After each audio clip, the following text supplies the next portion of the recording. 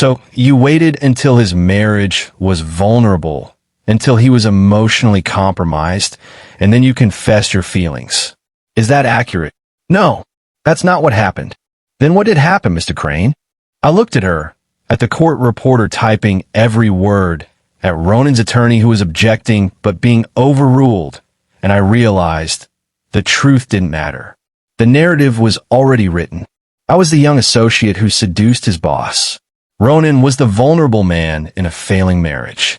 Our love story was just an affair by another name. We fell in love, I said quietly. That's what happened. We fell in love. How convenient. The deposition ended, and I walked out into the gray February afternoon, feeling like I'd been flayed alive. Ronan was waiting outside, and when he saw my face, something broke in his expression. I'm sorry, he said. God, Silas, I'm so sorry. Don't apologize. I should have protected you better. Should have been more careful.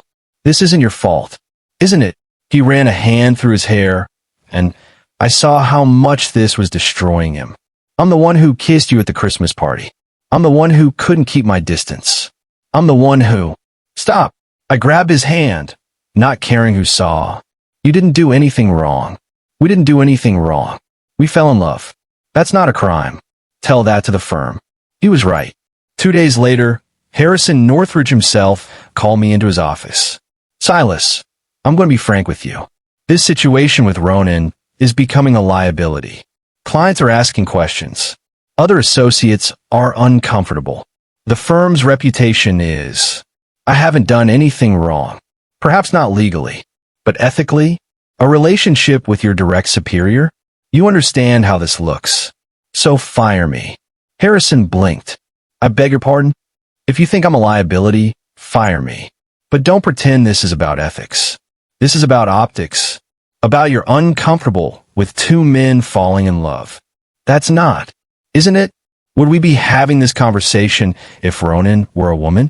Would you be calling our relationship inappropriate if I were straight? Harrison's jaw tightened. We're offering you a transfer to our London office.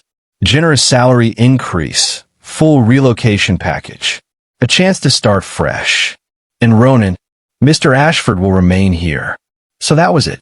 They were separating us, exiling me to another continent rather than deal with the scandal. And if I refuse, then we'll have to reconsider your position at the firm.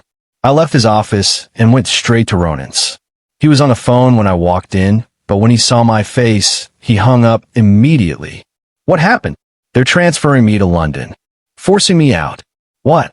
They can't. They can, and they are. Either I go, or they'll find a reason to fire me. He stood, started pacing. I'll fight this.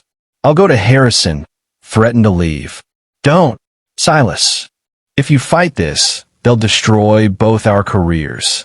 At least this way, I still have a job. A good job. A future. In London. 5,000 miles away. Yes. He stopped pacing, looked at me, and I saw the moment he understood what I was really saying. You going to take it? I have to. You don't. We can figure something else out. You can find another firm. I can. You can what? Leave Northridge? The firm your grandfather founded? The firm that's been your entire life? I won't let you do that. Then what? We just give up? After everything. I crossed him, took his face in my hands. We don't give up. We accept that sometimes loving someone means making the hard choice. This is BS. I know. I love you. I love you too. That's why I'm going. He kissed me then, desperate and fierce, and I tasted salt and realized he was crying. We both were. Come with me, I said, even though I knew he wouldn't. We could start over in London. Both of us. A fresh start. I can't leave. My daughter is here. My mother. My whole life. I know. I didn't know. Ronan's daughter from his marriage was 15, and he'd never do anything to jeopardize his relationship with her. I know. Then what do? We try long distance. FaceTime and phone calls and visits when we can. We make it work. For how long? I didn't have an answer. I left for London 3 weeks later. Ronan came to the airport, even though I'd told him not to. We stood at the security checkpoint, and he held me like he was trying to memorize the feel of me. I'll visit, he promised. Every month. Every chance I get. Okay. This isn't goodbye. I know. But we both knew it was. Long distance was exactly as hard as I'd feared. The time difference meant we were always missing each other. His visits got rescheduled due to his daughter's school events, his mother's health issues, firm emergencies. My projects kept me working late in London nights. We went from talking every day to every few days to once a week. And slowly, painfully, we started to drift. 6 months after I moved, he called at 3 a.m. my time. I can't do this anymore, he said, and his voice was broken. Can't do what? Pretend this is working.